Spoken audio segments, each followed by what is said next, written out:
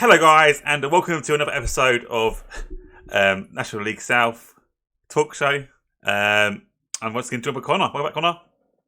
Hello, how are you doing, Dave? I'm all good, thank you. It is week 35. We've had another busy week of, some goals being scored by a few teams and a few maybe upsets of results, maybe you could say, at times. Yeah, definitely. There's Where are been we going a first, do lot you of think? action.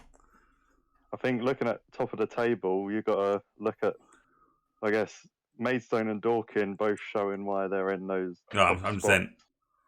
getting um, big wins. Maidstone 4-0 win over Havant, who they're not Yeah. a pushover of a side. They're a side that was and still is pushing for the playoffs. I watched the highlights of that game. To be fair, a lot of it was Havant's just defending was extremely questionable and very poor at times.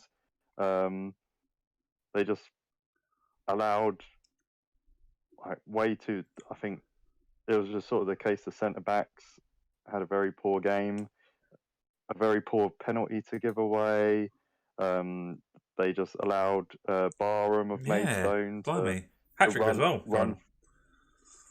Yeah, and Barham, like his first goal was keeper came out but didn't clear it well enough, and Barham then lofted it over the keeper. It was a lovely bit of skill for that goal. Second one, long ball behind the fence, he ran through and slotted it by. So very clinical, and Maidstone keeping up their winning form. Dorking getting a big 5-0 win over Slough. They'd been on a bit of questionable form with a Dorking, yeah, loss and they two ain't in great form. draws. They've got a big gap to get now. 4 points, Yes, five yes. to get So top of the end. So exactly, it's like it's good they're getting back in form now, but have they left it too late? Because Maidstone doesn't look like they're stopping at all. no, and I think the 4 point gap at this time of year is a solid thing, place to be in. And Mason are in great form. They've lost one game from the past 5 games. So Dorking are 2 wins and 2 draws and a loss. So Yeah, and then looking at sort of the playoff contenders, some other notable like Eastbourne continuing their great run of form.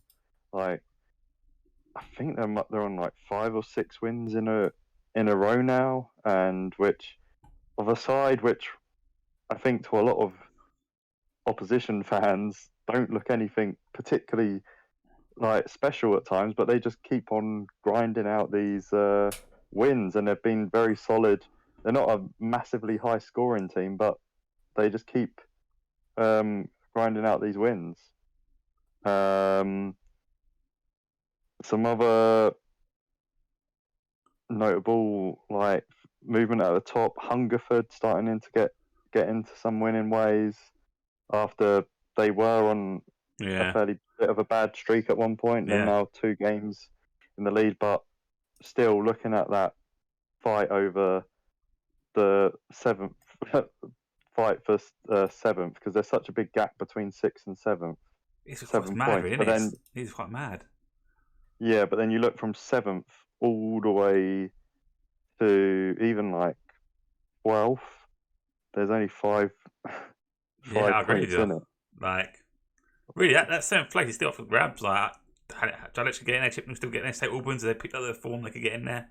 Havant could get in there still. So Exactly. It's um like one club that does look like they are throwing it away. The playoff fight is St Albans. yeah, Um, been very bad form recently. They are they have been like scoring decently in some of their losses, but I think a lot of that is Sean Jeffers getting them all those yeah, goals, it's but surprising to see they're them just down there. conceding way too many. They started so well. They Um, started so well, didn't they? As well, they started really well to start the season. It's come away quite late on.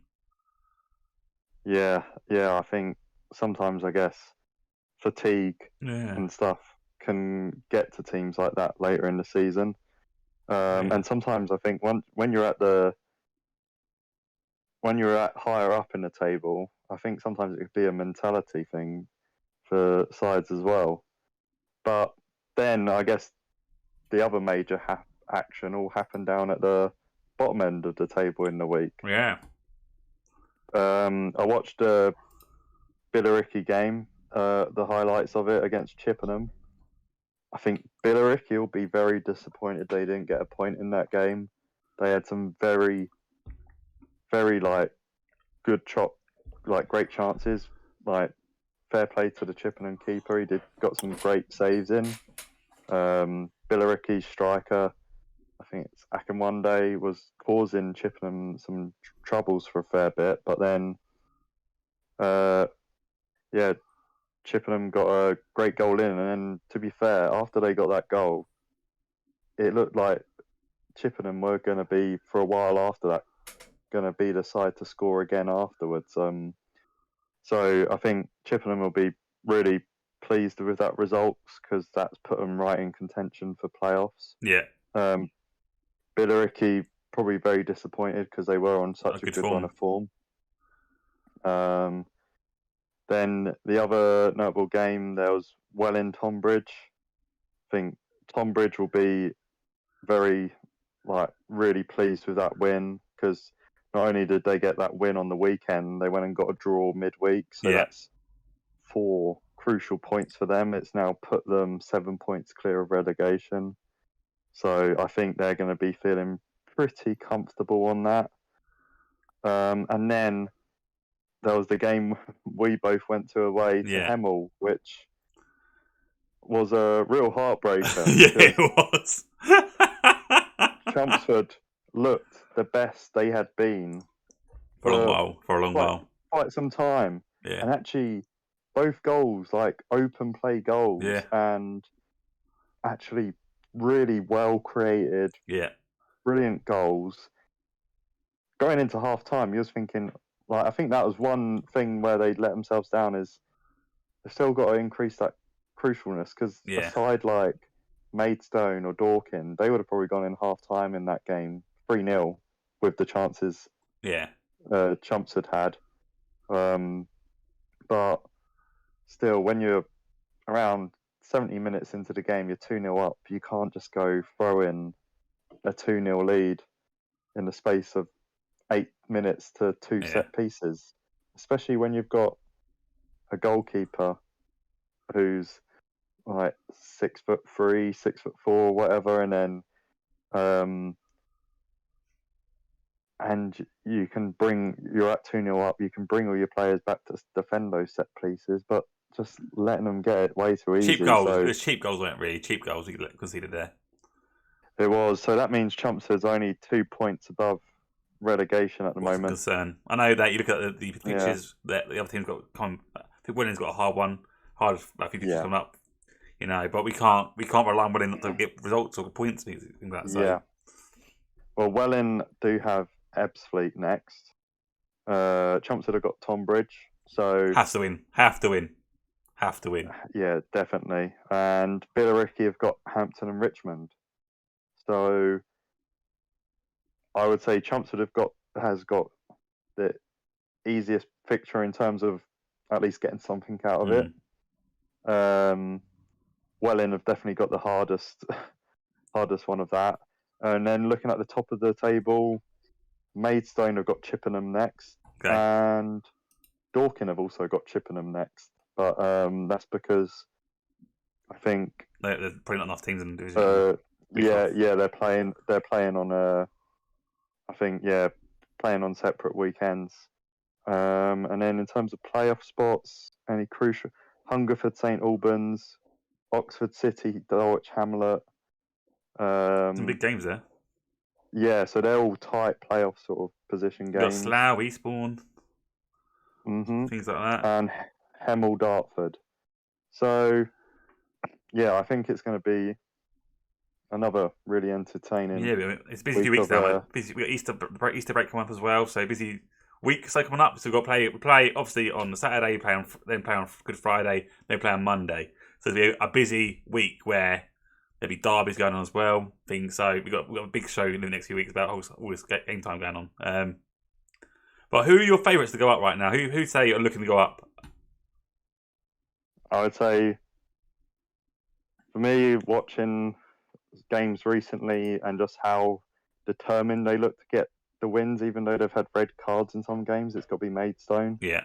But I still think Dorking will then probably get through on the playoffs. Probably not playoffs. It is so weird playoffs because anybody can win them playoffs. It's one-off game, so you could have Eastbourne going up this year. You never know. Yeah, you could, especially with Bethel. Like Dartford weren't great when we watched them a few weeks ago. I think it could be a surprise. I think we could be very surprised to get up this year. Because if you watched the playoffs from, I think Dover beat Esley in a playoff final a few years ago. Anything can happen. Anything can happen. So I think you're right with Maidstone. I think Maidstone will go through the automatic route. Now I think they've got, unless they go on a really bad run, but I can't see that happening. They've been great form. Like I said, they lost one game out of the past 5 games. So, and Dorking are shaking a bit right now. I don't know why it's happening, but they've got a good squad of players and good budget there as well. If we're going down to maybe going down a bit to the bottom of the table, if you're a Cheltenham City fan, you're looking at the bottom table, Billericay and Welling, our form's still not great. We've drawn 1 game out of 5 in the form guide. You still look lower. Billericay lost, drawn 1-1. Welling, they beat us a few weeks ago, so we can't just think, hopefully, that they don't win. We need to pick our points. And when we have the leads, is to keep the leads. Because I think where... I've said a lot of time we're naivety, some people, young players. We can't keep saying that because it's the same goal we're conceding all the time. So we won't go into much of that right now. But we've got to be more sensible and more. Oh, right, use the word right correctly. More experience at the back. Maybe that's the right word. Hopefully, having players come back will help us. But I am still worried. As a City fan, I can't be too biased in this show. But as a City fan, I'm still worried. Yeah. Yeah, I think.